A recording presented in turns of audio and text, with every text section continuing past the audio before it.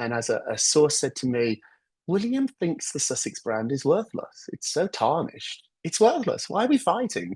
Let them be. Let them. They're not as powerful as you think. They're not as powerful as they think. They're not going to bring down the House of Windsor. In fact, you do the opposite. You encourage Harry and Meghan to do more because the more they do, the more people realize this isn't right. This doesn't feel kind of cool. This doesn't feel good. And so, once again, the House of Windsor have won this. They're going to win this. These two are going to become more and more irrelevant. Well, this feud may have just entered an entirely new phase because, according to fresh royal chatter, the message coming out of Prince William's camp is no longer subtle, diplomatic, or even remotely conciliatory. For years, there's been speculation about whether the royal family secretly hoped Harry and Meghan would eventually return to the fold. But now, the mood reportedly feels very different, colder, more final. And what makes this particularly fascinating is that Buckingham Palace may have discovered something incredibly powerful during the past few years. The monarchy can survive the attacks, the interviews, the documentaries, the podcasts, and simply keep moving forward. That changes everything. Because once an institution believes it no longer needs to respond, the balance of power shifts completely. Family finally tell Prince Harry to go away and never come back again. He is attempting to build his own monarchy, having been brutally dismissed. This new reporting coming from Rob Shooter, who says that he's going to do this without the palace, revealing Prince Harry is no longer trying to win his way back into palace life. Insiders say he has moved on and is now trying to build a royal identity beyond the monarchy, without palace approval and far outside its control. The goal: stop chasing the crown, start becoming the people's prince. And of course, this all comes down to Prince William, doesn't it? It all comes down to the fact that Harry knows Prince William will never, ever countenance a return. An insider telling Shooter, William gets the institution, Harry wants the audience. Sources tell him that Harry sees a future built on global causes, emotional access, and high visibility activism. Less palace, more platform. The model is obvious. Diana, Princess of Wales. He is obviously following his mother's playbook, one source says. The problem is, he is missing what made Diana work. Because, Rob reports, Diana understood something Harry still does not. Her power came from challenging the monarchy, not trying to destroy it. She pushed the institution, she frustrated it, she modernized it, but Anna was still a monarchist. She believed in the crown, understood its value, and never lost sight of the fact that her eldest son would one day inherit it. Diana bent the institution, says one insider. Harry keeps trying to burn it down. That is the difference. Diana's rebellion worked because it came from inside the system. Harry's version is louder, more commercial, and far less effective, built less on duty than grievance and less on mystique than media. Diana had emotional intelligence, discipline, and restraint, one source says. Harry has resentment, a production team, and a podcast deal. Well, at least he used to. He doesn't anymore. He may want to be the people's prince, but Diana knew the crown only mattered because the crown came first. And Rob, we'll get to in just one moment. Great to have you here again. But William's new approach. What stands out most here is the alleged change in Prince William's attitude. In the past, royal strategy toward Harry often seemed emotional frustration, disappointment, attempts at damage control. But the reports now suggest something much more calculated: indifference. And in royal politics, indifference can be far more devastating than anger. If William truly believes Harry and Meghan no longer pose a meaningful threat to the monarchy, then the palace no longer has any incentive to negotiate, explain, or repair the relationship publicly. That's a huge psychological shift, because Harry and Meghan's public influence has largely depended on one thing: their proximity to the royal family. The royal connection is the story. The tension is the story. The conflict is the story. But if the palace stops engaging entirely, what happens then? Suddenly, the Sussex brand risks losing the very fuel that kept global attention focused on them in the first place. Take a new, tougher stance against Harry. But let's start with his strategy. So effectively, he does want to be operating as an independent monarchy out of America, but spending a lot of time in Britain. Is there any way he can make that work, Rob? Big picture, no. On a small scale, potentially. Harry is emboldened by what happened in Australia. He enjoyed himself.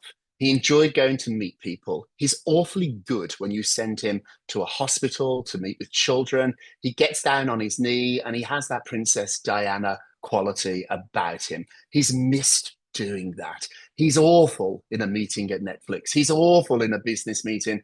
He's just not very good at doing very much. But the one thing he does know to do is to get down on a knee in front of a child or somebody with a disability and connect with them. And he can thank Diana for that. He has that in his bag of tricks, in his tool bag. He missed it. He desperately wants it back. And he has finally realized that after years of trying to regain it by building a relationship back with the family that he blew up, but he tried to meet with his dad. He has tried to reach out to his dad. He's now realized that screw this, I'm going to do it by myself. I don't need them. They had nothing to do with the trip to Australia, which still, in Harry's eyes, went particularly well. He enjoyed the attention. He enjoyed playing being a prince again. And there is a place for that. It's not going to be as large as what his mom had for all the reasons that I pointed out in my Substack story, but he still is a prince. And I do get this. When I see Harry, I have a flashback to that 11-year-old boy walking behind his mother's coffin. And Harry, despite all the things he's done, we probably disagree on this one, but despite all the things that he has done, there's still part of me, Dan, that wants old Harry back. And I could forgive Harry. I think I could because I want to believe that there's a good guy in there. As days go by, as months go by, as weeks go by, I don't know if I completely believe Rob. that anymore. I couldn't because I think old Harry was mirage, actually. I mean, I knew old Harry. I knew how he operated. And what was very good is that he was protected by the palace, and the palace actually did do a really good job to protect him. But he treated people appallingly even then.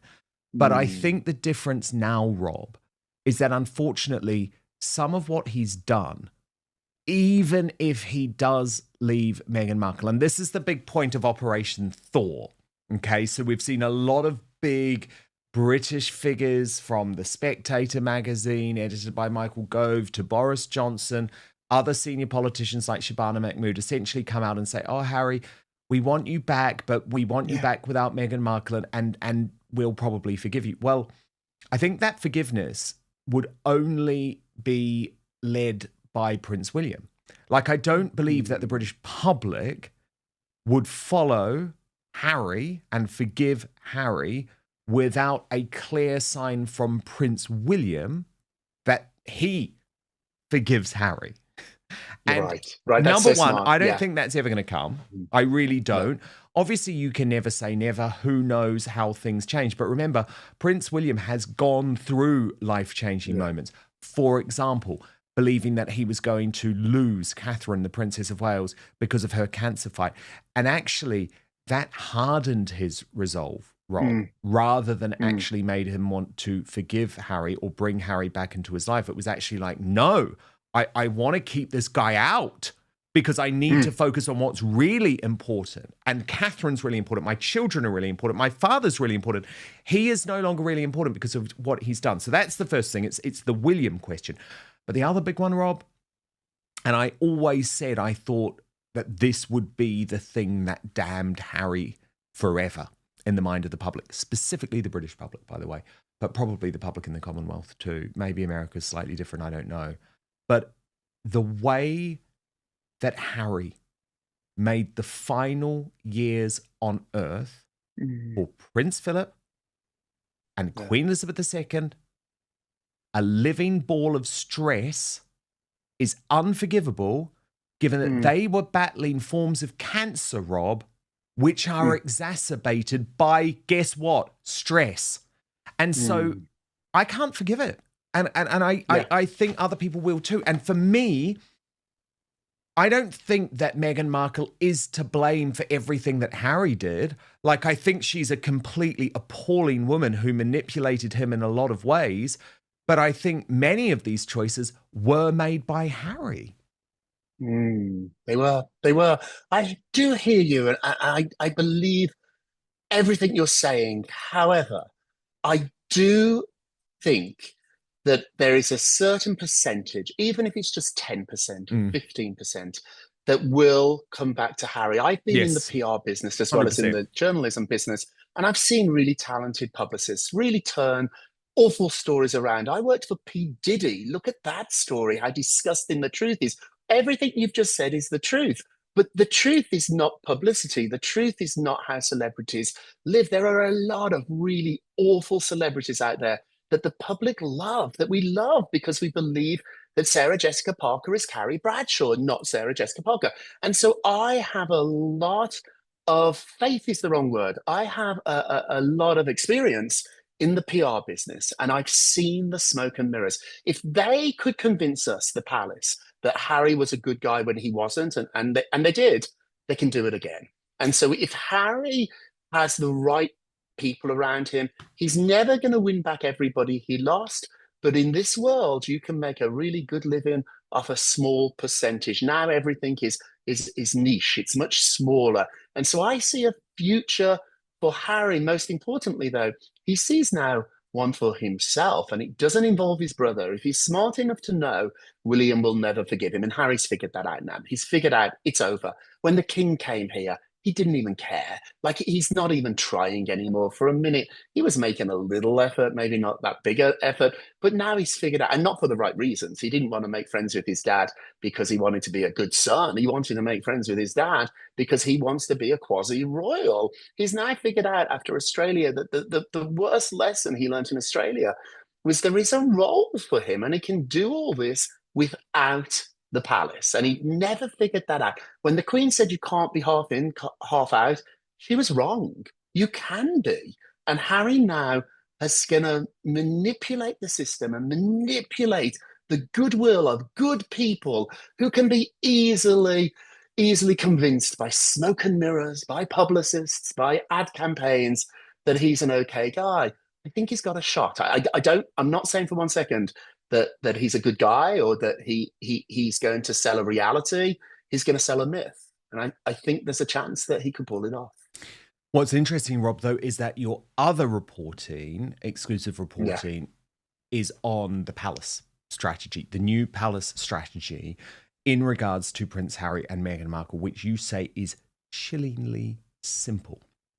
And you report, for all the noise surrounding Prince Harry and Meghan Markle, here's the reality behind palace doors. The royals simply don't care anymore. Not furious, not panicked, just over it. They used to get really upset. Now it barely registers. It's annoyance, not alarm. Despite relentless headlines, insiders insist the couple's global appearances blending charity with commercial deals aren't viewed as a real threat to the British royal family. The idea they could bring down the House of Windsor is wildly overblown. They're not that powerful. And inside palace thinking, not that relevant anymore, your source says. In fact, the strategy has quietly shifted. Let them talk, let them tour. The more visible they are, the more people decide for themselves. And those judgments insiders send aren't always flattering.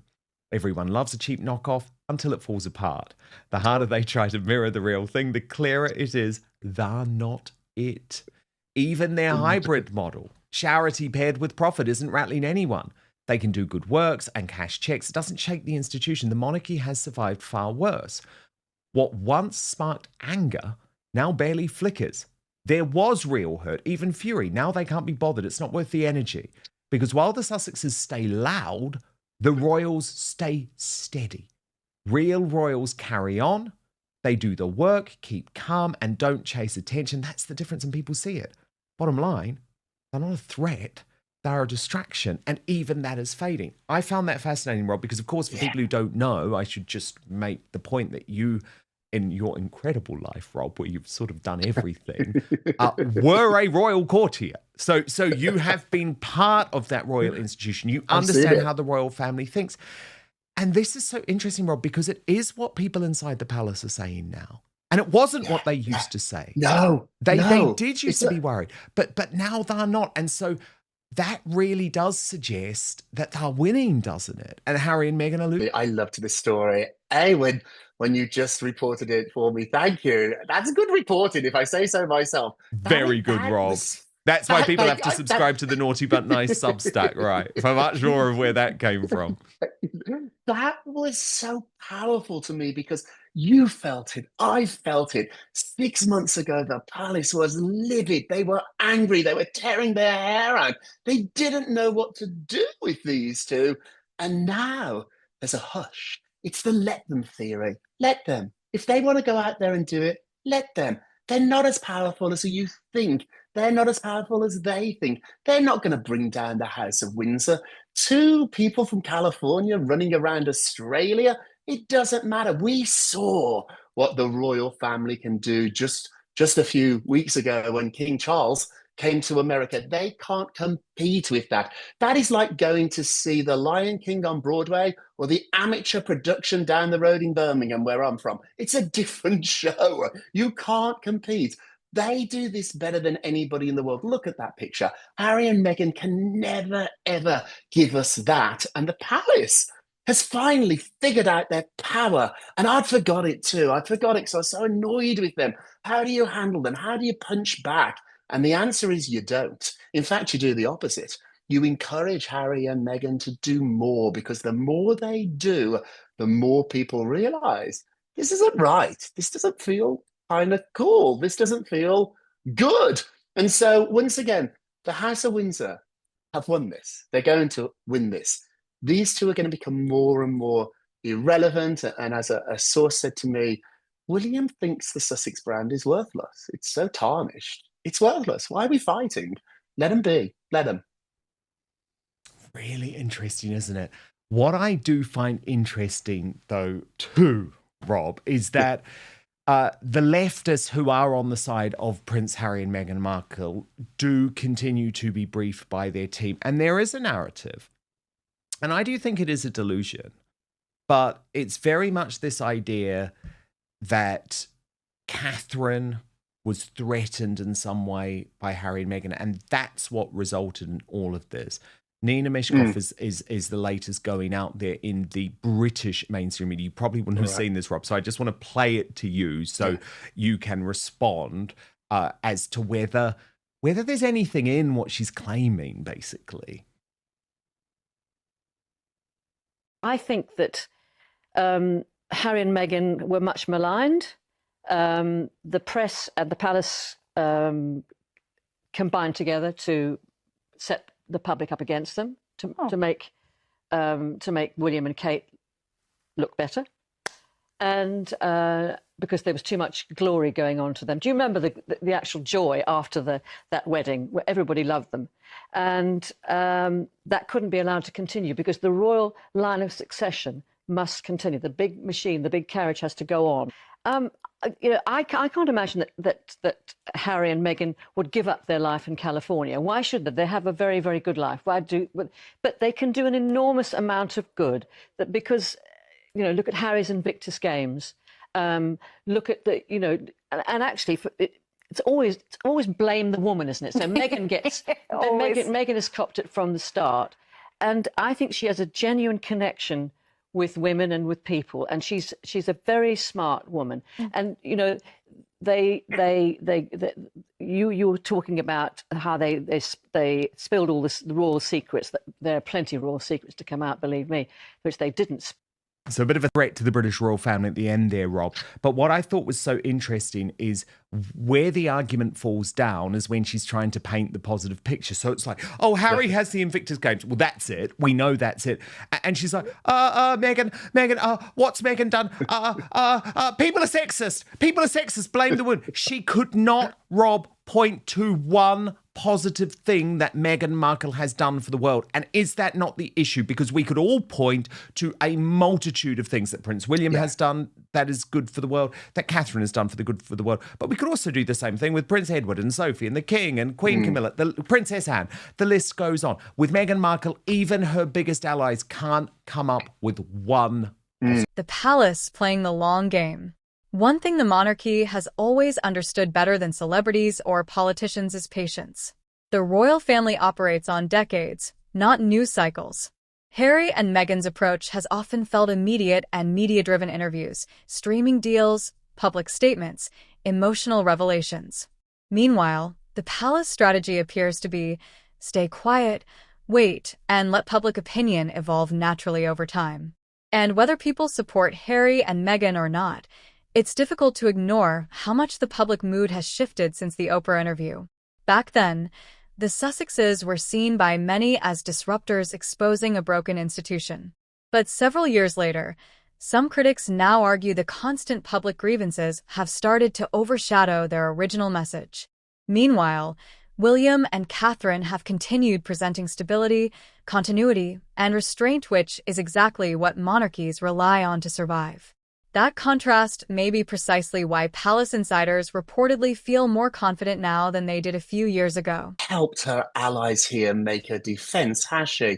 I would tell my clients in my old PR days that when they got in trouble, the noise didn't matter if the truth was on their side, because the truth always comes out. And if you're a good person and you have your charities and you do the work, there's no amount of Perez Hilton or me screaming at the top of our lungs that can change that. And so I think this lady, I don't know her. I don't know if she claims to be a reporter. I think she's really inarticulate, though. She should think of these arguments before you go on television. Before I came on your show, I knew what I was going to talk about, and I'd thought about it. She seems like she just woke up and is suddenly on national TV, and she's not making any sense. She wasn't even talking in sentences here. So I think if Meghan and Harry are now having to rely on the lady that we just saw to defend them, they're in real trouble, because once again now it feels like they've hit the bottom of the barrel. Who is she? And they can't be happy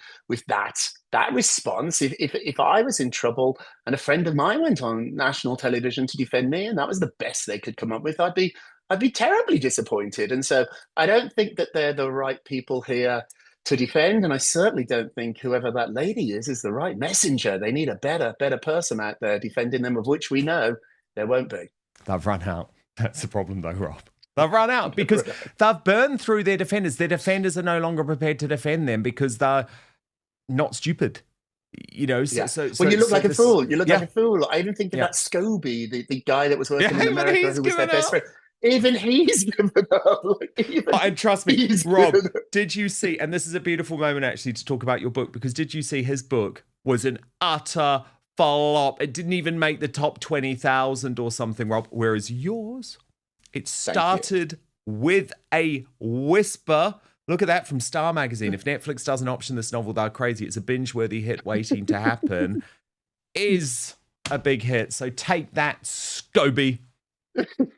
Thank you. And you're part of this success too. It comes out in Britain in a couple of weeks. It debuted in America in the top 10. I think I was number 1 for a second on Amazon. Mm-hmm. It is so thrilling. It is such an exciting time, and I'm nothing but grateful. Well, but you're number 1. He's number 25,000, and that says it all. People want to follow people who tell the truth. Rob Shuter, thank you so much. Always love having you on Outside.